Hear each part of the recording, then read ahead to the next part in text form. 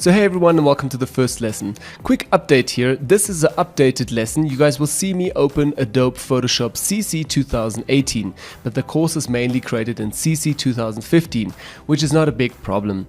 The software is initially all the same, it will just get updates every year with new tools, new functions, so you can easily follow along in this whole course with 2015, 16 or 17. This quick lesson is about 2018, and yeah, let's head right away into Photoshop. Okay, so now on the desktop, you guys can see I'm working here with a Macintosh interface and we have some nice beautiful dunes here in front of us and we are not in Photoshop yet. So let me go all the way down to the bottom to the menu bar here and select Adobe Photoshop. So like I mentioned earlier, this is obviously an update. So if you double click on this, Adobe Photoshop, you will land into the software. And right away, we are in Photoshop. But wait, so confusing. Where do we start? What is what? There's so many menus. I'm confused. Okay, so don't stress, let me explain how we start with it.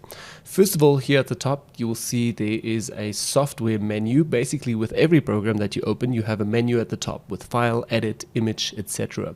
So this will always stay as soon as you open the software.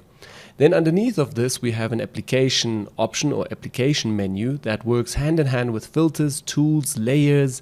It works hand in hand with all the tools that we use here on the left hand side. So whenever you select a certain tool, this will also change. As you can see quickly if I just click randomly through this. But more about this in the course. I'm not going to go through the detailed explanation now. Then on the left hand side here we have our toolbar and all your tools that you need or you're comfortable working with, you can customize and add here to your tool space. And then on the right hand side here, you can still see there's another work space, so to called panels. And these panels are also needed in order to create certain things or to have adjustment layers or basically layers. You will always need this in Photoshop because obviously you're working with different layers to achieve a certain image look. Okay, so let me quickly explain what are we going to do now. First of all, what I will start out with is I will just close everything and break Photoshop completely down so we understand better what is what. Okay, let me go to Window. First of all, I'm going to go say Tools, untick this, so the tools are gone. I'm going to go to Window again. I'm going to select Options, untick that, so the options are gone. And lastly, I still see a tick here, here, here, and here. So I can either untick here, and that basically means our panel has been removed. Again, our history, but I also want to show you quickly another shortcut which you can also use. If you drag out a panel, you can just hit this escape and the whole panels are gone. Great, so we just left with a gray background and we're still in Photoshop, but we have nothing to work with. Now, last step that I'm still going to show you guys is go to Window and select Application Frame. But wait, if you have a Windows machine, you might not see this option here. It's quite annoying. I actually Googled it and found that on Adobe itself, it says Application Frame is only available for Mac OS X machines and not for Windows. If you guys want to read up more about this, also have a look down below in the description. I've added a link to this exact page so you can read up more about this. So unfortunately, only the Mac users have Application Frame. So last step now that I'm going to do is turn off the Application Frame, and right away we see our desktop again. So this is quite confusing because people think, okay, I'm now back on the desktop, but no, I'm actually still in Photoshop, as you guys can see here at the top. If I click now onto my desktop, now I'm back onto my desktop and out of Photoshop. If I head all the way down to the bottom and select Photoshop again, my brain doesn't realize that I'm already in Photoshop because I'm still seeing my background, but at the top here, if you have a look, you can actually see we're in Photoshop. So the easiest way is to just keep Application Frame on. But later throughout the course, I'll teach you why I work with Application Frame off. Because if I'm honest, I can switch quite quickly between my desktop and Photoshop and work more convenient and quicker throughout the day. So let's turn on Application Frame again and stick with this for the moment so nobody's confused. So next step, how are we going to get further with this? I'm going to go back to Window and first of all cool up the options again. So right away our option menu is back and that is sorted. I'm going to go back to Window, select Tools, and right away we have Tools again. I'm also going to move this out quickly because I want to show you guys another technique here. So we have our tools, and now we're still missing something here on the right hand side. Again, remember our panels. Yep. I'm going to go to Window and just select any panel at the moment. Later throughout the course, I will also show you guys you can create your panel and customize it as you like. There's a ton of different options you can use. I have just a certain method of what I need. You don't need all the panels. It's the same for the tools. You do not need everything. Work with what you feel is comfortable and what helps you. So I'm going to click on layers here and have right away the layers again. And so on. I can go to Windows, I can get info, I can get whatever I want, learn, whatever I need. Okay, I'm just going to escape this again because I also want to show you guys something else. Over here, you can also click and just select a pre-made workspace from Photoshop. So if you like, and if you are a photographer, then Photoshop recommends this workspace. So basically, if you are confused and you're starting out and you're not sure where to go, you can always go over here and select your workspace, photography, essentials, whatever. Basically, we have ruined the essentials at the moment, but you would see your normal essential tools. Let me quickly close Photoshop. Okay, so going down again, select Photoshop once again, it will open the software and will land right away again on our Essentials workspace. So as you guys can see here, Essentials, that will look most probably the same with you, but yours might still look like this. So let me just show you this. And lastly, yeah, we're back on our space, back on our complete interface. Last step that I still want to show you guys is just exactly what happened before here. If your panel is somewhere or you want to build a new panel, you can literally move the panels and wait till a blue line appears and it will basically clip again to it is. Well, if you just go nuts, it will just disappear. But if you go to a certain area, that will clip right away in there. So you can customize your workspace as you like, but more about that in the next lesson. Lastly, what we still do is just take this whole panel workspace, go all the way to the right, wait till a blue line appears, and we're going to clip it here so it's always on the right hand side and we don't get confused. The same with our tool panel. I'm just going to go to the left hand side, clip it, and right away we have our complete workspace in order and everything is fine. And that's basically a quick introduction into the Photoshop layout and workspace. Lastly, I mostly work with the application frame off like this, but for this course I'm going to stick more with the application frame on so it doesn't confuse us too much. Okay, so let's head in now into the second. Modifying workspace. So in the previous lesson, we talked about just the layout of Photoshop. In this lesson, I want to talk only about the workspace that we have here on the right hand side and also our tool panel. So let's drag both of them out. We're just going to place them here and I'm going to start right away just with the panels and from my workspace, obviously. So I want to just take them apart and show you guys exactly why I keep these certain panels. Okay, let's just move them all out and start from scratch with this. So this is just my technique of working with the panels. You can always remember, go back to Window and select different and new palettes here to create a individual workspace. Now for the beginning, as I mentioned earlier, if it's ticked off, it's currently showing, and if it's not ticked, it's not showing. Say for instance, if I'm going to go to color, that shows up right now, and it's now ticked here, and if I'm going to escape it, it's out of my life again. Great, so these little palettes here are for me the most important ones. I've been working with them for the last 5-6 years, and they've always helped me, and this is just my simple workspace. So let's start talking first about just about the different panels here. First of all, I have history. It's like a big undo button. Whenever I have something I've photoshopped for quite a while and I need to go a few steps back and my normal edit undo thing does not work anymore, then I will go back to the history and work in my history panel in order to fall a few steps back. So history is very important for me to have in my workspace. Then character box over here. I also have characters because I design a lot.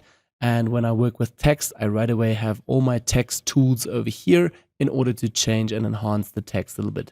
The same goes for paragraph. It's very self-explanatory. It's pretty much like Word and Excel as well. So you can work a bit more just with these tools on your individual text.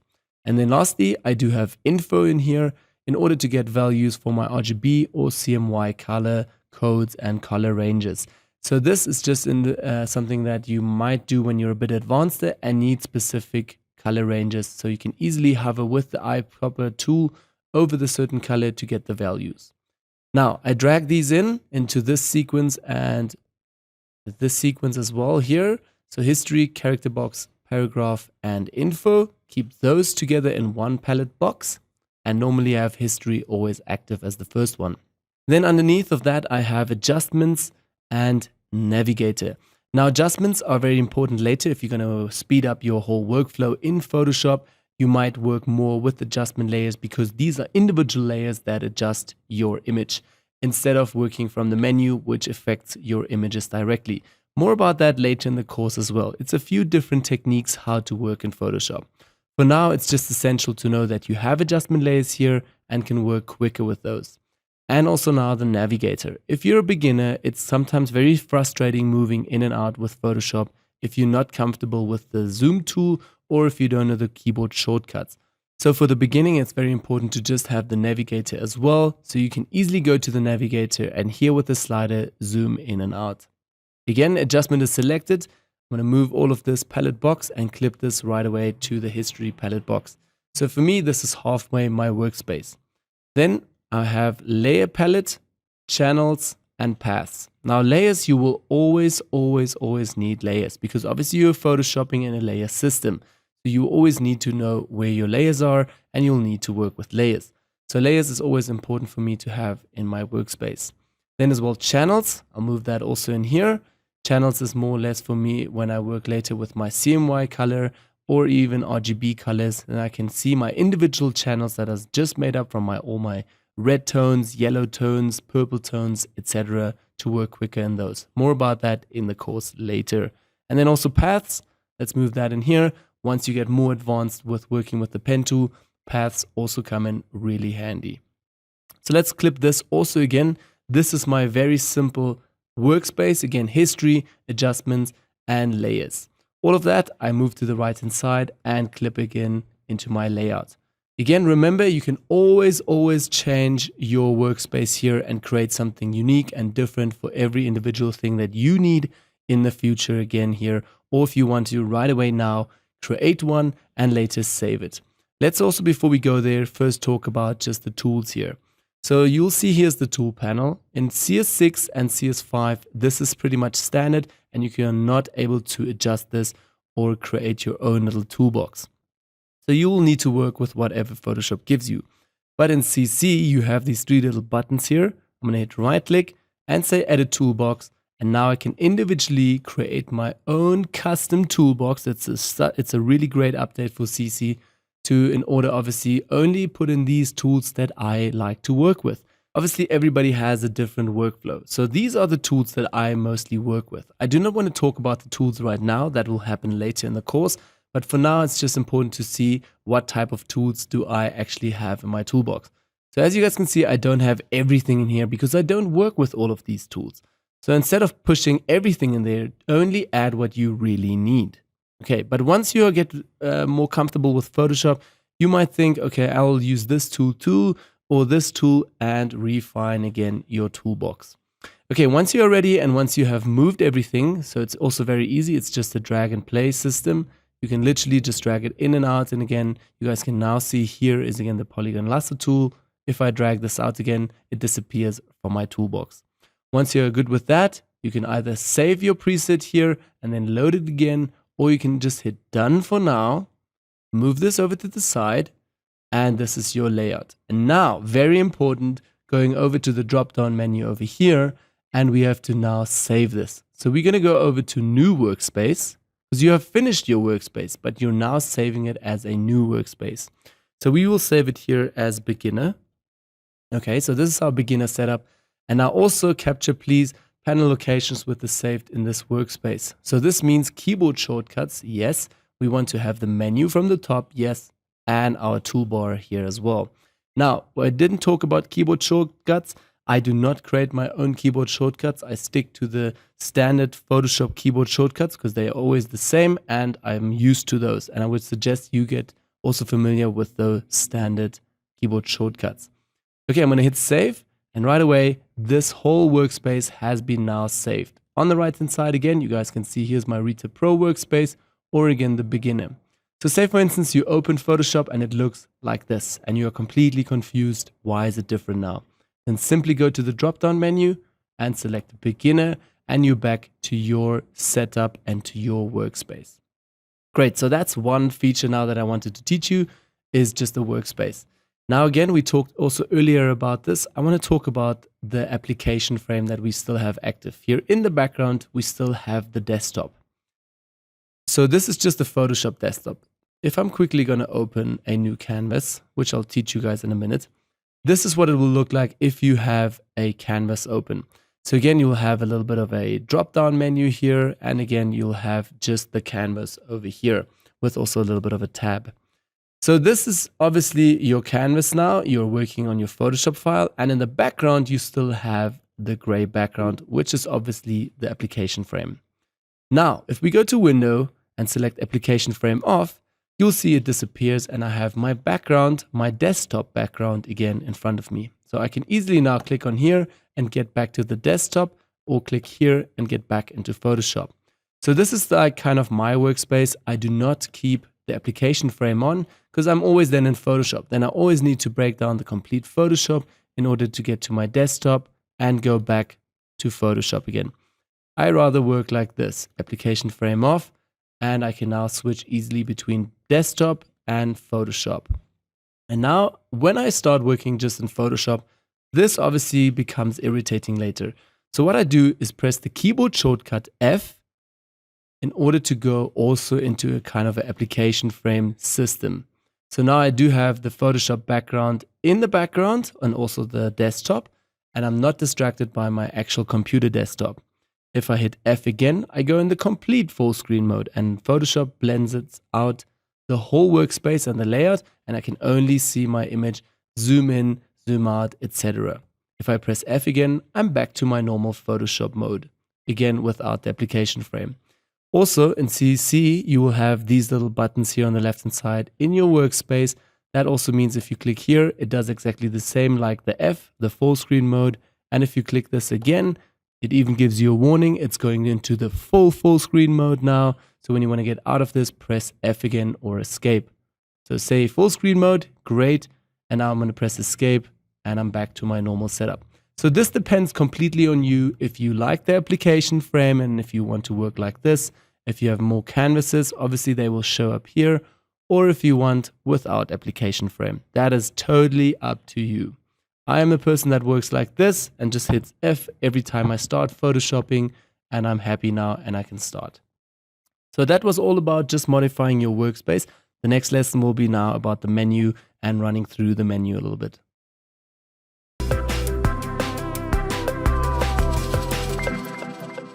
In our previous lesson, we talked about the workspaces. Now I only want to talk about the menu, about the Photoshop menu. I do not want to explain every option into detail. I rather want to show you guys why we have the menu and what is available in the menu.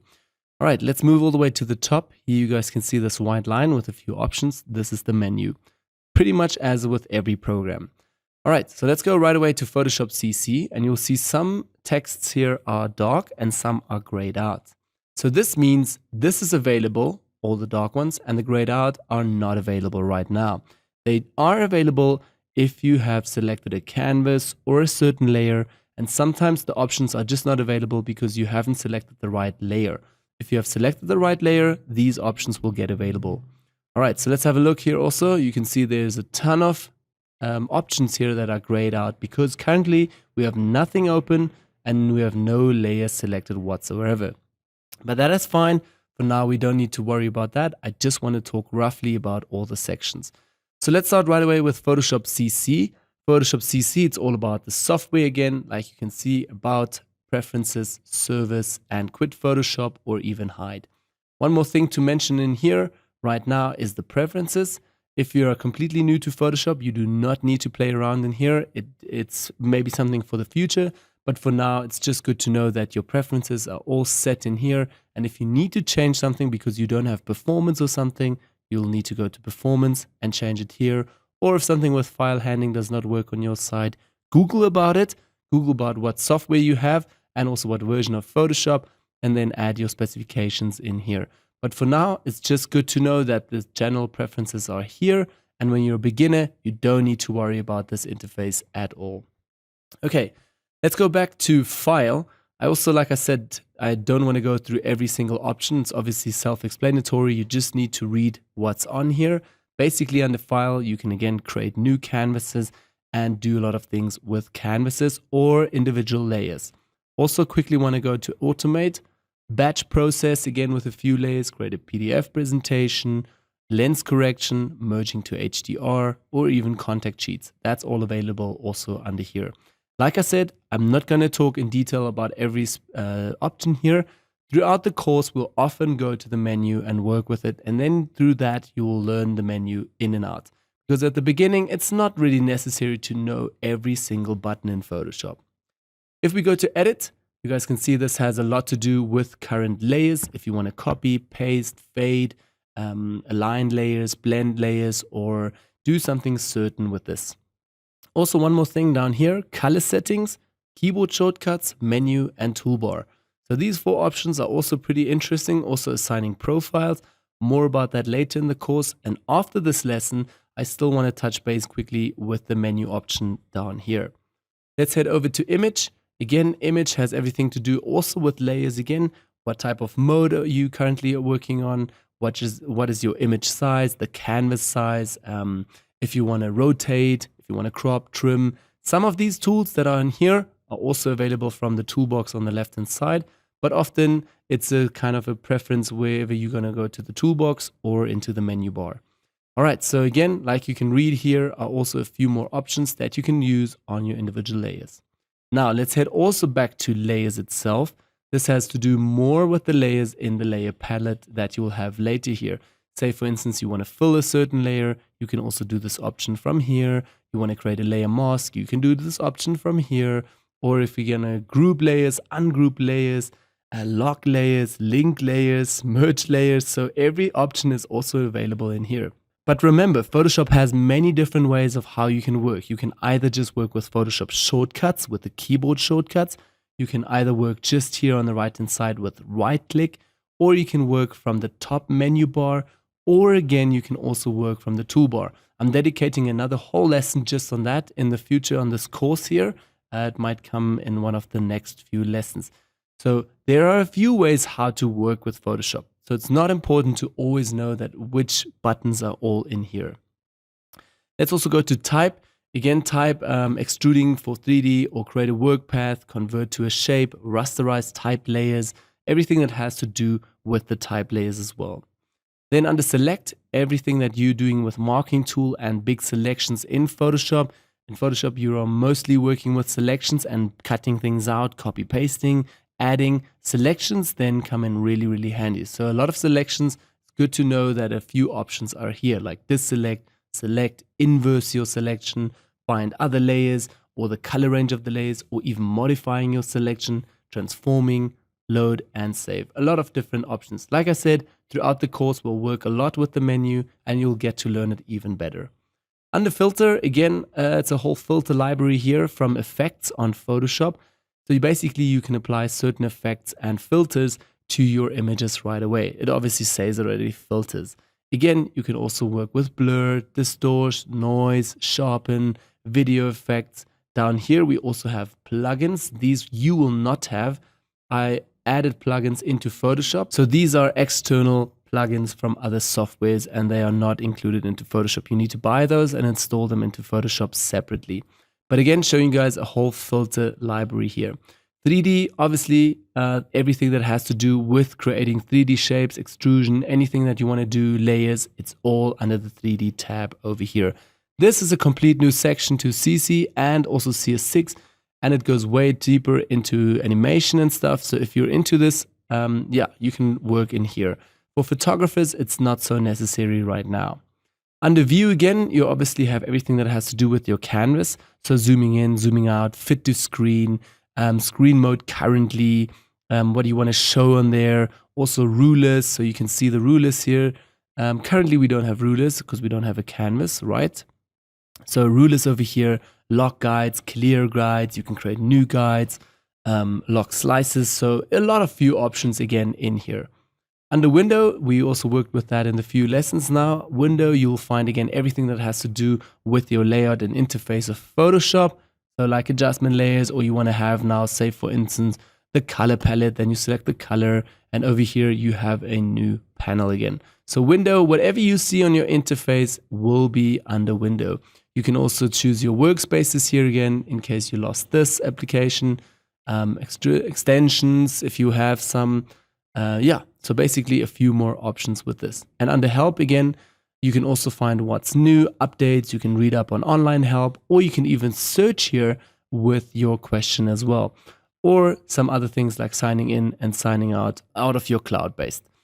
Okay, so that's basically a quick run through of the menu here. We haven't covered about 90% not from this. But anyways, let's also go all the way back to edit and go to the keyboard shortcuts. So first of all, I have also added a PDF file into this whole course where you can learn about all the Photoshop shortcuts and keyboard shortcuts. You can read up on those and maybe slowly start learning them because they are coming in really handy and you just work quicker when you know them.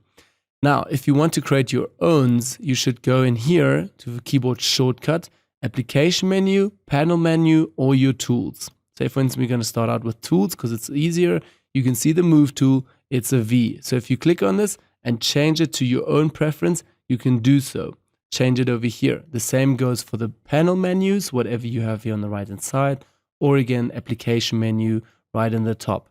Again, if you see it over here, general, say for instance, if we are going to look for copy paste, which should be under edit and copy. So go to edit over here and copy should be somewhere over here.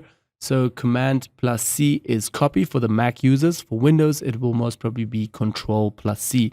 And if you want to change it, you can literally just change it over here.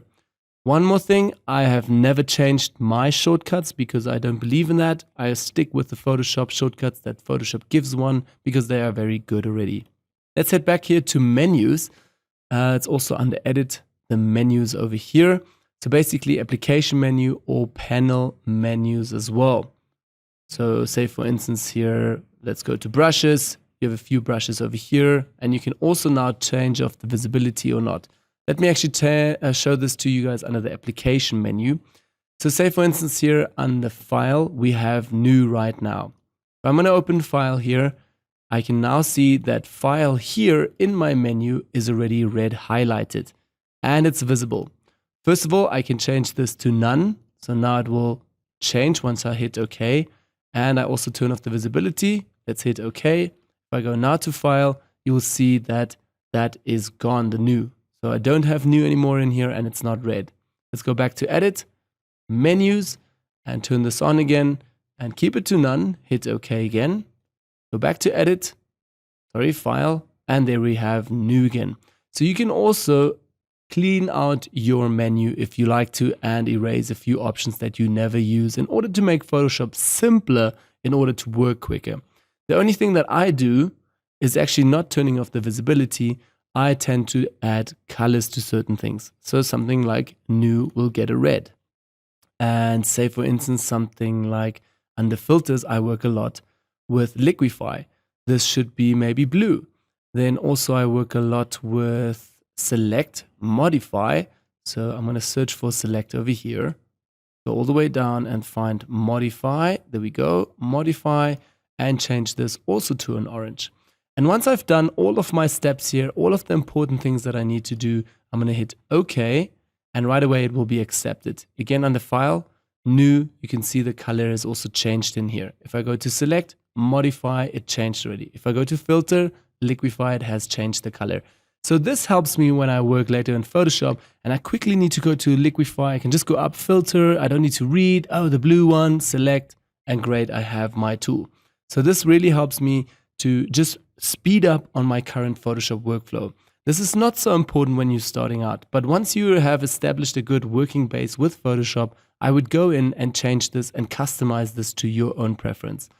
Great. So once you have all of that, remember again, when you also save your workspace, include the menu. So when you go to this workspace, your colors in the menu and your options will all be available. Okay. So that was basically all just about the menu, a quick run through, and not at all discussed all the elements. It was about maybe 10% from everything that we have here in our menu. I don't want to go step by step through this and bore you. Throughout the course, we'll use this quite a lot and you'll get to know the menu as well.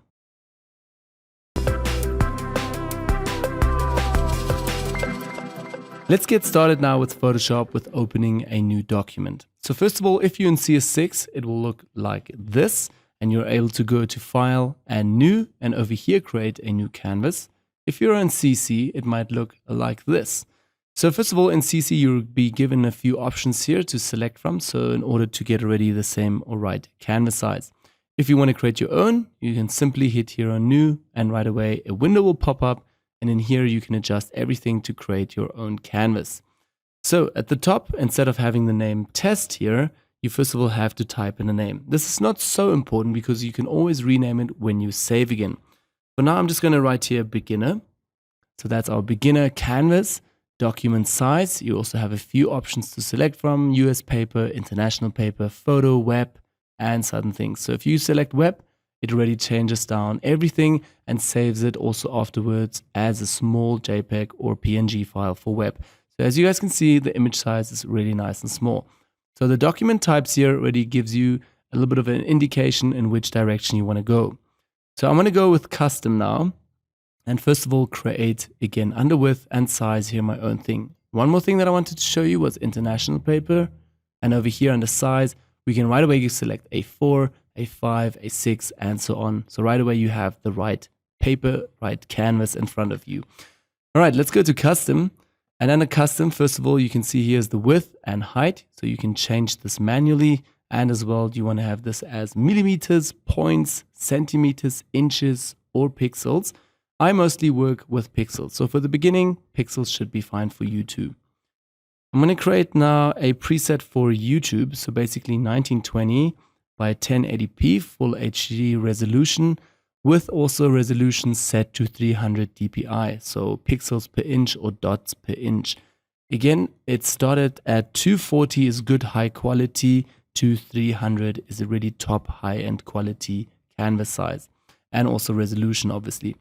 So again, set that through 300. Then underneath of that, your color mode, again, RGB color, grayscale, bitmap, CMY color, and lab color. For now, it's just important to know the RGB colors that you're working in RGB and CMYK if you're going over to press for more intense range. Also, under the intense range is here the 8-bit and 16-bit. So 8-bit is quite good. Everybody works in 8-bit. But if you're more advanced and also want some more tonalities, some more shadows and highlights, all the color ranges to need to be more intense, then you'll work on 16-bit. But for a beginner now, 8-bit is perfectly fine. 16-bit is more for advanced later. But to be honest, I worked mostly in 8-bit so far. Okay, 8-bit it is. Then also background content. So first of all, you have the option of just having a white background, a specific background color, or transparent, or again, a different other color. Most people work with white or transparent. I'm going to stick to white for now and show you guys in a moment the difference. Okay, then we're going to head over to the advanced stage here, which is the color profiles. So currently we have selected again the working RGB, which is sRGB plus this color code at the back. So if you're working a lot with Bridge and Photoshop, then I would suggest going right away over to Adobe RGB 1998. If you're working a lot in Lightroom and then over to Photoshop, I would suggest going right away to ProPhoto RGB.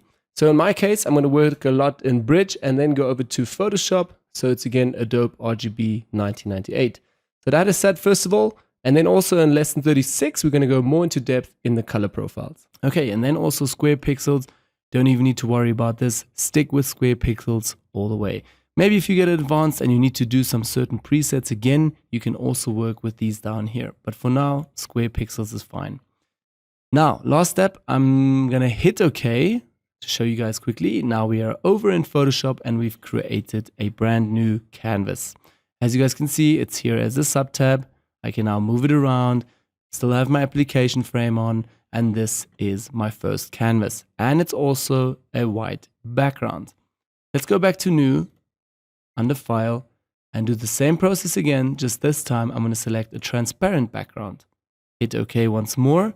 Right away you guys can see that we have a second tab here, so a second canvas now, but this time the background is transparent, so meaning this layer is invisible already. Whereas here, under the background, it's locked and we have white. More about layers though, later in the course. For now, it's just important to work with the canvases and know more about the canvases. Okay, I'm also going to escape out of this and just start a brand new canvas once again and show you guys one more thing. Once you've selected everything, once you entered your width and height, everything, your resolution is set, your name is set, say for instance beginner, then you can also, instead of hitting OK, you can go to Save Preset, type in here your name. So this is obviously for YouTube, so I'll type in here YouTube. I might just don't do it right now because I've already set in this. You can type in your name that you want for this document preset, hit OK, and next time when you come around to Photoshop, then you don't need to type in everything. You just go to File, New, and right away here under Document Size, you can select your preset. So mine is saved as YouTube. Hit YouTube, hit OK, and right away my canvas size is open and I'm quickly into Photoshop. Great, so that's all about how to create a new canvas now. But what if you pull in an image that you already have photographed and you want to bring this into Photoshop? So you can either drop this onto Photoshop, Photoshop will render it and bring it right away into Canvas. Also, you can just take the image and drop it right away onto the icon. That also works. So now what I wanted to say with this is you do not need to worry if this is a low resolution right now. It will never be low resolution. Let's go to image, go to canvas size, and let's have a look over here. If we head over to the pixels, it will be exactly the same pixel size as the sensor from the camera. So again, a really nice high quality image that's in Photoshop. So it won't be altered to a lower quality. Hit cancel there. Let's go to image size as well and show you here, guys. Again, also the width, the height, and the resolution is 240. You can even upgrade that to 300. It will take up the pixel size, okay, and render that in Photoshop. So again, your canvases are always nice and high quality when you drag in your images. One more thing that I wanted to mention now is just dragging this out. First of all, at the top, you'll always read what everything will be renamed to at the canvas. So basically the beginner package.jpg, that's what this picture is called like, or the canvas. Then it's at currently 21.6%.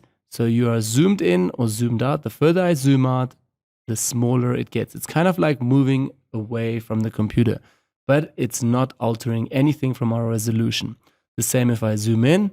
Now you can see it really nice and close up. So that's what it will actually look like on a print as well. So there's a lot of detail, nice and sharp, high quality image. And then afterwards, again, I'm going to press now Command 0, a keyboard shortcut. It will right away clip it to my whole canvas. So not 100%, but it will clip right away to my screen. So I can now easily work with this and see my complete canvas. Again, the keyboard shortcut for that was Command 0. For Windows, it's Control 0. Also, like I said, in this course is again a PDF with all the shortcuts. Maybe have a look at that. Then also behind this is S or just RGB. So this means you're currently editing in RGB/8. That means 8-bit. So this canvas is set currently to RGB color profile and 8-bit as well. It's just a small shortcut here that it shows at the top. At the bottom here, you'll see document 109 M. So basically meaning that's how big the file is right now. You guys can also, if you click on it, see the width, height, channels, and the resolution again. If you click this little arrow over here, it will give you a few more options like document profile, measurement scale. Let's maybe go to document profile. So you see again, Adobe RGB 1998 at 8-bit.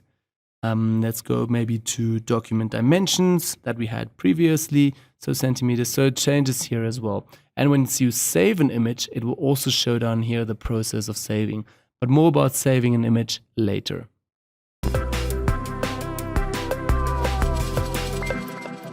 In this lesson, I want to talk about tools. I do not want to cover all the tools and talk about the individual stuff. That we'll do a little bit later in the course, but I want to talk about what is important to have in your toolbar and also what I mostly keep in my toolbar and what you can use as a beginner. Also, while we're at it, right away you guys can see we still have the canvas from the previous lesson. So basically what I want to show you guys is that you can also take this canvas, you can clip it here, so it again clips to the back if you have the application selected. If the application frame is not selected like me now, then you can easily switch between background and again Photoshop. And if I want to press F now, I also kind of have an application frame. So that's why I don't work with the application frame. I always press F before I get right away into it. And now I can also move things and not be distracted from my background. But if I quickly need to get out, I can just jump out like that. Great, let's start talking about the tools a bit. First of all, I'm going to go back to Edit and select the toolbar over here. Remember, you can also do that over here. So select Toolbar. I'll make this window a little bit bigger. And right away, I want to start talking about all the tools that I have in my toolbar. So it's not important to know now exactly what they are doing, but it's just important to know which I keep in my toolbar. Also, once you have a good idea of what the tools do and how to work with them, then rearrange your toolbar a little bit and try to customize it to your own preferences. Okay, let's start right away with the first one, which is again the Move tool for me. Very important to moving layers and things around. Then rectangular and ecliptic marking tool, both again nice things to create selections and new things. So basically with selections you can create different shapes also. Then lasso tool and magnetic lasso tool, both great tools if you're a beginner and need to cut out certain things. This magnetic lasso tool comes in quite handy if you're not good with the pen tool yet. So as a beginner, I also started out with the magnetic lasso tool and then one day forced myself to learn the pen tool and we got better at that. Then also we have the quick selection tool and the magic wand, both great tools to creating really quick selections. Also, if you're not familiar with the pen tool, working with the magic wand is a treat. Then let's also head over to clone and healing brush. So clone stamp tool and healing brush, both of them I work on a daily basis with them when I do retouchings. So these would definitely come in handy on your toolbar as well. Crop tool, slice tool and slice select tool. I don't work so much with these two, but crop tool quite a lot. So also very handy. Then for a beginner, the eyedropper tool, the color sample tool and the red eye tool are also three tools that are pretty handy when you don't know anything about color and struggling maybe with red eye or you want to sample a certain color. So I also work quite a lot just with the eyedropper tool. But most of these tools, I do not select them over on the left hand side from the toolbar. I'm literally just hitting the buttons here at the back in order to get there quicker with the keyboard shortcuts. So it would be also wise for you to start studying these letters, which mean a certain letter for, again, the brush. But sometimes it's very easy, like B for brush. Then also eraser tool, great for a beginner, working with erasing things and eraser tool. Then blur and smudge tool, also two great tools when you have to blur or smudge a little bit of some cutouts, especially advanced masks. But yeah, you'll get to learn more about the tools in a bit later. Gradient tool, also a really great tool to add some effects to designs or again, color light fall in images. Horizontal type tool and vertical type tool, also both great to have in the toolbar for adding text, obviously. Then we still have the pen tool and all its partners here that come with the pen tool. So these help you to add anchors, delete anchors, convert point, and also the pen tool obviously itself. Once you started out maybe with the magnetic lasso tool, once you manage this and you think, okay, you need to upgrade, then I would suggest you learn how to work with the pen tool in order to get really good for cutouts. Then also we have the path selection and direct selection. So this is once you have worked with the pen tool always creates a path. So these tools then come in handy when you want to readjust or change something from the path from the pen tool. Also some shapes have paths or most shapes. So this also comes in handy. I'll teach you guys all about this in a bit later. Then we still have custom shape and a few more shapes, but they're all called round, a rectangular tool, elliptical tool, rectangular tool, etc. These are all shapes though. So the custom shape tool is filled up with a library with a ton of shapes. These are also included in the course. I've added it as the bonus lectures and bonus stuff. So again, you get to get all of my shapes as well. I do work quite a lot with them as well. Then we still have the hand and zoom tool. So hand tool, very handy to move around in. Zoom tool, also great if zooming in and out. This comes back again to the navigator over here. If you do not know how to work with the zoom tool, you can also here work with the navigator for the beginning. But I would suggest you learn the zoom tool right away. Okay, so you can still rearrange this, and once you're done, you can just save it and hit done as well. So your toolbar is set. Then one more specific thing that you need to learn is down here are two blocks. So basically white and black. This means it's your foreground and background color. So whatever is on the foreground, that's what you are currently brushing or painting with. So say for instance, if you are working with the brush on a complete new empty layer, I'll show it to you guys quickly. Don't worry, you don't need to know what I'm doing right now. I'll just want to show you the effect. If I select the brush now and I will start painting now roughly, you will see that I'm actually painting with white. That is because my foreground color is currently set to white here. If I change this, or meaning if I click on this and go to the color picker, so basically it's a new window, the color picker, I can now select whatever I want, whatever color I need here. I can add values or even the hashtag numbers here to get the same color that I need. Say for instance, we're going to go with this pink or purple here, hit OK. This is my foreground color now. So if I paint, it will paint this color. If I switch this, that's why we have this little arrow over here. The background black color will go to the front, and the foreground color pink here will go to the back. So this means now if I continue brushing, I'm now brushing black. So whatever is in the front, that will always be in the foreground, and whatever is in the back will always be your background. And then you guys also see here are still 2 more blocks. That means reset. So once I click this, it resets it to black and white. I tend to use the keyboard shortcuts for that. So X to switch the colors and D to reset. X to switch the colors and D to reset. The same goes for when I have red, say as my foreground, and again my background color green. If I hit X now, it will only switch. So background, foreground color, it will only switch. If I hit D, it will reset everything. But you can do pretty much the same here, just with the arrow and also with the block. But it's just easier and quicker when you do this on the keyboard shortcut. One more thing that I want to show you guys also is if you have this foreground color set, say for instance you go to gradient, you'll also now have the gradient here set to black and white. So that's the standard preset from Photoshop. Let's hit cancel quickly. Go over here, switch to a new color, background also green again, hit OK. If I now go to the gradient, you'll see that everything changes again to the new gradient. Again, standard setting, foreground color and background color. And then obviously a few more, but more about the gradient in the gradient tool lesson. Okay, so say for instance, if I'm on a new layer now and try to replicate this, it will again change from the foreground color into background color. If I hit X on the keyboard, in order to change the foreground colors, it will do exactly the opposite.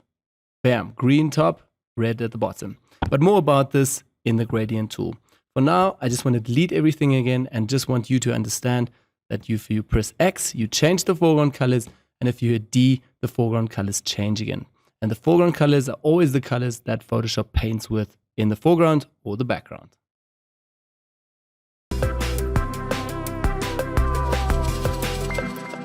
In this class, I only want to talk about different working techniques that one can use. Some are a bit quicker, some are a bit slower, and some are good, some are not so bad. And some of them are more constructive and some are non-constructive. So yeah, let's explain this a bit in detail. First of all, I'm just going to unlock the background layer here. So double click on that, hit OK, and unlock. I don't want you to pay too much attention to layers now. We'll still cover that in the course. For now, I just want you to see and have a look at the techniques. So basically, say for instance, I have my first layer now and I want to give it a bit more contrast. Then I might go to image. I will go to adjustments and levels. A new window will pop up, and my black tones, I might increase them by 50%.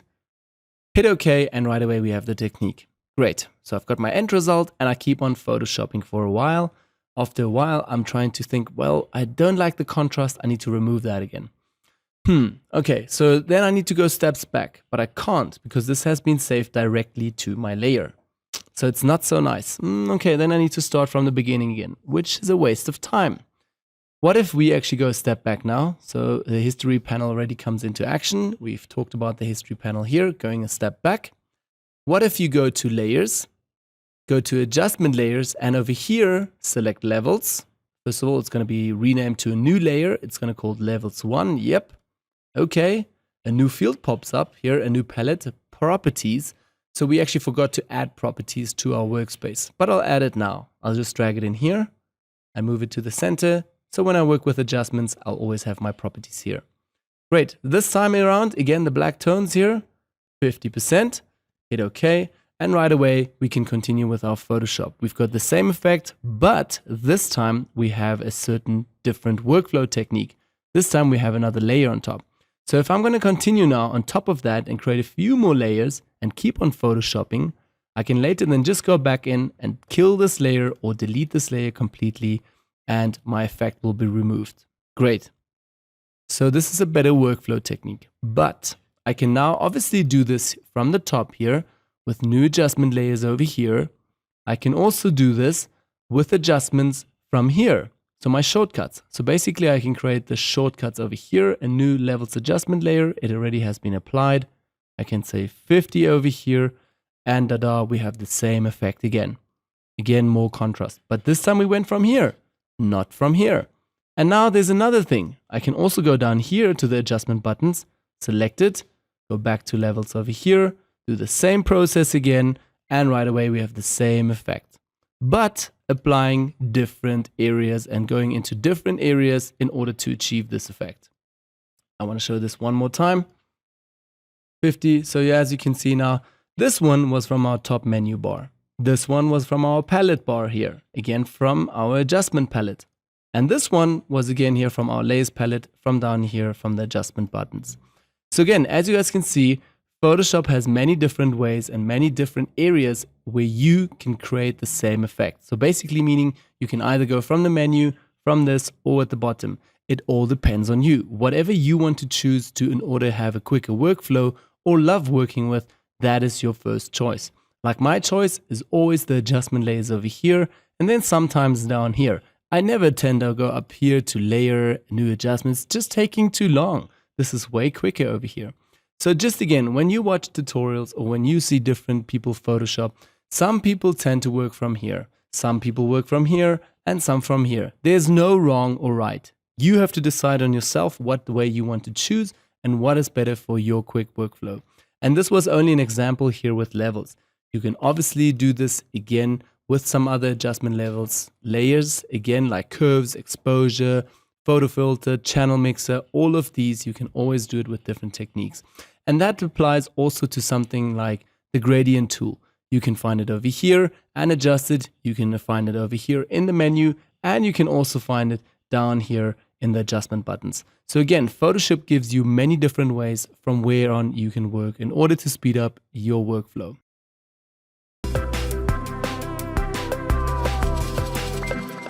Okay, so welcome to chapter 2. We're going to talk about layers and mask and go way into depth with all of the layer stuff. All right, so right away on the screen here, you guys can see that I still have my workspace. I want to actually remove the whole workspace and only drag out the layers palette. So let's do that first of all. Remove everything, take this to the side, and we can start. Okay, great. So you have your layers palette on your right hand side, and over here we have all the different type of layers. So first of all, I want to start out just talking about the different type of layers that you get in Photoshop. So first of all, you'll have just a normal pixel layer. So that's basically just a normal image. And again, a normal pixeled layer. Again, over here on the right hand side, you guys can see the pixeled layer. Let's actually switch this on. So it's just basically a normal image, and you can, yeah, it's a normal pixel layer. Underneath of that, we have a normal background layer. That is again what we discussed earlier. If you create a new document, you always have a background layer. Again, but it's also a pixel layer. It's just white. Okay, so these are pixel layers. Next up, we have adjustment layers. Again, I also showed quickly how to work with adjustments, but more about that in the course still. Adjustment layers are again layers that you can adjust and in order to get an effect or achieve a different look on your image. Okay, and adjustment layers look something like this. So over here, you guys can see in the front is a little bit of an adjustment and a little bit of an icon, and underneath behind it is a mask. So again, this is what an adjustment layer looks like. Then up next we have type layers, something like this with just a big T in the front. It's a type layer. Basically anything that you are typing out is a type layer. Then up next we have shape layers. Over here you guys can also see a shape layer. So this little icon over here will be presented in the layer. So you guys can also see it over here and right away know it's just a normal shape layer. Again, on this shape layer, you can also see it just has one shape included. So yeah, it's just a basic shape layer. On top of that, we have smart objects. So basically the last layer system again, only smart objects. Later in the course, I'll have a whole class just on smart objects because they are really, really handy and good to work with. So smart objects can also come in with effects and also filter effects, but more about that in the smart object class. Then on top of that, we have here just a normal pixel layer, but with a mask. So again, it's a normal pixel layer, but there's a mask attached to this layer. Okay, and then on top of that, we have a layer group. So basically a whole new folder, which can have a few layers inside, or again, just be on its own, but it would be obviously more accurate to have some layers inside. So again, this is what a group looks like. And then over here, we also still have a layer color. So basically this just means this certain layer here in your palette from layers is colored now. Let's also actually open this a bit further and discuss quickly what is what here in your layers palette. Let's start right away on the left hand side with the filter options. So first of all, you guys can see that I have a few of these different layers in here. I'll just switch everything on. And all of these, we have all different type of layers now in Photoshop. If I go now to the filter options and select something from name, I can obviously search by name. If I just type in here, say type layer, Photoshop only searches for that layer. So sometimes you have over 1,000 layers in a Photoshop file and you need to search for something, then you can also do it here. You can also do the filter options with effects, modes, colors, smart objects, whatever you're looking for, just to narrow things down a bit more. Remember, here's a little button. If you don't have this button active, Photoshop will not search for it. Okay, so these are basically your filter options here. Then up next, let's just get back to kind. Okay, also here, kind on the right hand side, you guys can also see here's the filter toggle. Oh, well, that's the filter toggle. But again, you can only select this icon over here and it will only show you the pixel layers. As when currently hovering over it, it'll only show now the pixel layer. So everything that has to do with pixel layer that's currently in my Photoshop file. If I undo this again, I can see everything. If I go back to the adjustment button here, just select button, adjustments. So it only shows me the adjustments and so on. The text layer, smart objects, and shape layers and smart objects. Yep. So again, that is up here. All right, let's continue then. We also have layer options here, blending options. So if I just select a layer, so currently you guys can also see it's not active. That is because I have nothing selected. So Photoshop does not know on what layer it's currently working on. So I can go to layer color here and now it knows, okay, everything that I do adjustments here now will only affect this normal layer. Or you can also do that to a type layer, adjustment layer, that doesn't matter. Let's go back to layer style. So the top is the layer modes, the blending options. If you select this, more about that also now and later, a few lessons after this, what blending options are, but you can basically choose here from different blending options. Then opacity, how strong you want the master opacity, or again underneath, the fill is the interior opacity. So again, it's a slight difference here and there. Let's actually turn everything off so you guys can see it right away. If I tweak this fill here, I can change the opacity of this layer, or again, keep it back to 100. And the same goes for the top opacity as well. Pretty much the same effect. Sometimes it comes in handy to work with fill instead of opacity. But most of the time I work with opacity. Then again, to lock options here, or the whole locking controls, you can lock layers. So for instance, you can also use the first one, which will lock the transparent pixels. Again, to be honest, I have not worked so much with these tools in the whole Photoshop process. Some of them I use, not all. Like these two, I don't find them so useful. Again, the next one here is also to lock just the position. This comes in handy sometimes. So once you selected it, it will lock this image. So nobody can move it around. It will give you an error. The same goes for the artboards. You can also lock here and auto prevent the nesting. So this means it's not going to be nested together with other layers. You can just keep it separately again.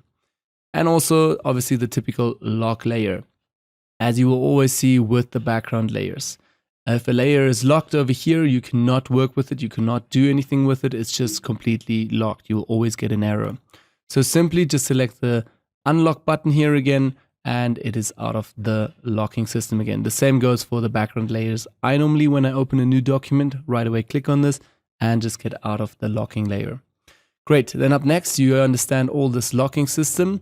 We have obviously the layer down here, and you'll have this little eye over here. This means visibility.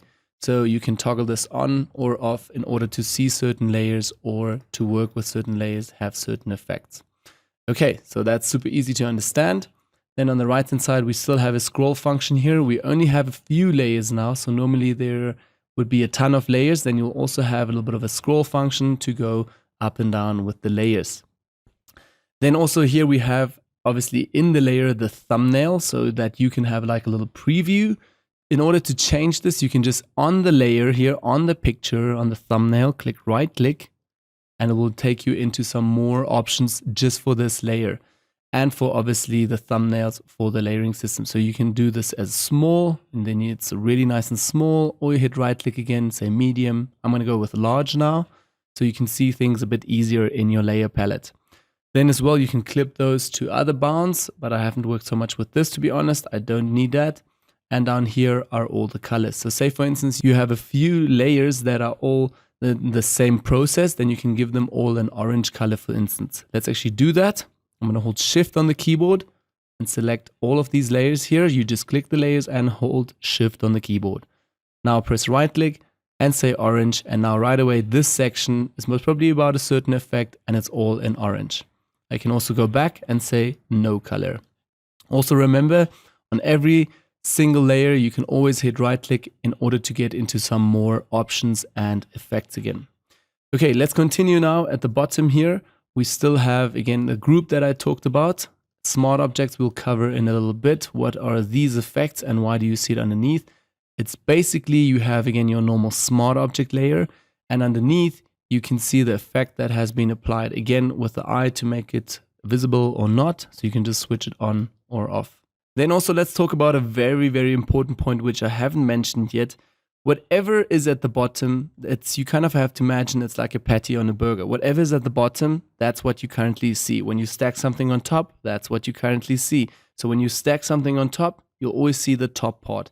So that's how layers also work.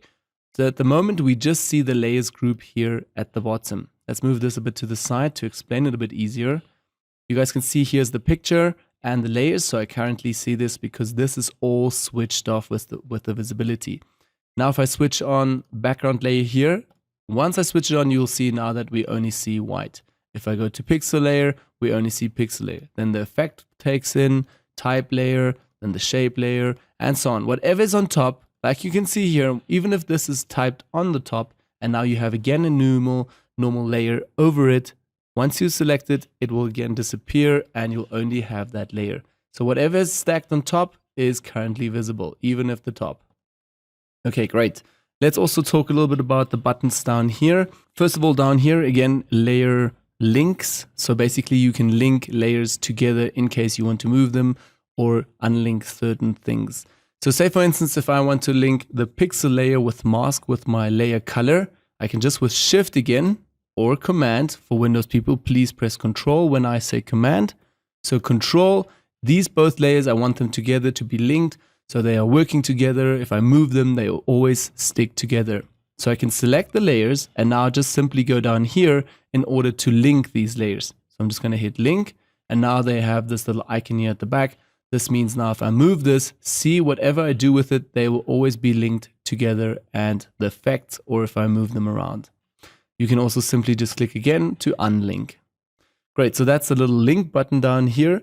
Then we also have add style and effects. So like you guys can see here at the moment, the smart object has a effect to it.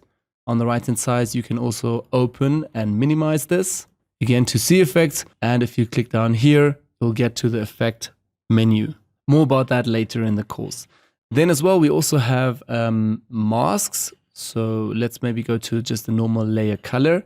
And if I click on here, I will now create a mask onto this layer. More about mask also later in the course. Again, if I select this, you'll see right away this has been applied now and we have a layer, a mask. Let's do that again. I'll just have the normal layer color selected and right away we have a mask. Again, I'll explain later in the course how to work with masks. I just want you to understand now what a mask layer looks like. Then up next, we have adjustment layers that I showed previously in the lessons already. Down here, we also have adjustments. So you can simply click on here, select an adjustment, and right away your windows will obviously pop up. But you'll now have a new layer over here, again, a new adjustment layer. I'm just going to delete this. Then great, up next we have the folder icon down here.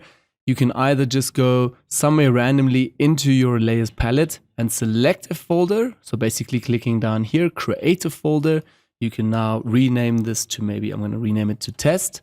And now I'm able to move layers into this whole area and yes, have everything here sorted in one group layer.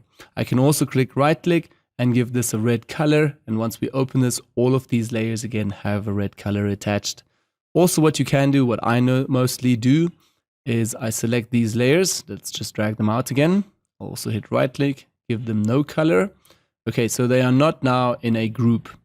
They are also simple stacked alone.